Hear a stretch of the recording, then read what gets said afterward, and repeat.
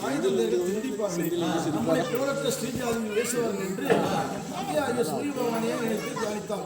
அப்பொழுது தந்தையாகிய சூரிய பகவானாகப்பட்டவர் தங்கப்பெட்டி ஒன்றை திருஷ்டித்து கொடுத்தார்.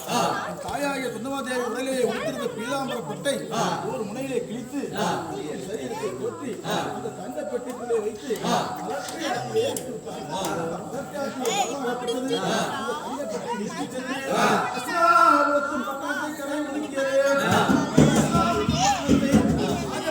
செய்து வரக்கூடிய திருதராட்டினரும் அவருக்கு தேசாதியாக இருக்கக்கூடிய விவேகமானரும் கந்தன் சுத்தி செய்வதற்காக வந்தார்கள்.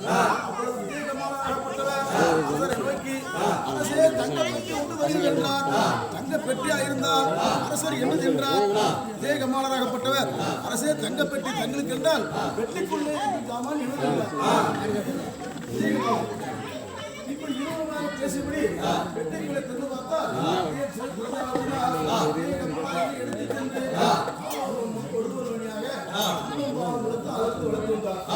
ஒருவர் வழியாக அரண்மனையிலே விட்டுவிட்டு சிற்று குடி வேலைகளிலே செய்து வந்தார். அப்படி வரும் பொழுது திருதராட்டினாகப்பட்டவர் 32 பாண்டங்களிலே சாதம் வைத்து சாப்பிடுவது பழக்கம். எதனால் என்றால் ஜென்மத்திலே செய்த பாவங்களிலே ஒரு பாண்டத்திலே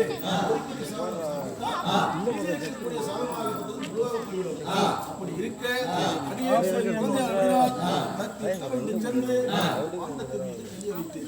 இப்பொழுதும் பிரவாகமாக சாதம் அன்றைய தினத்தில் சுத்த பரிமாணமாக இருந்தது. திருதராட்டினாகப்பட்டவர் இடது கையால் என்னை பிடித்து அவை பார்த்த சாதத்தை அப்பொழுது வீர் என்று அழுது. அப்பொழுது விவேகமான ஓடி அருகே நிறுத்தி அரசர்களுக்கு இந்த குழந்தை அழுவதற்கு காரணம் யார் என்று கேட்டார். அப்பொழுது அரசர் இந்த குழந்தை யார் என்று கேட்க அரசே இந்த குழந்தைதான் மலப்பாட்டிலே இருக்கின்ற குழந்தை என்று சொல்ல. அப்பொழுது என் மீது அதிக சந்தோஷமாகி திருதராட்டினாகப்பட்டவர் கலப்புழுவை நீக்கியதினால் கர்ணவகாராக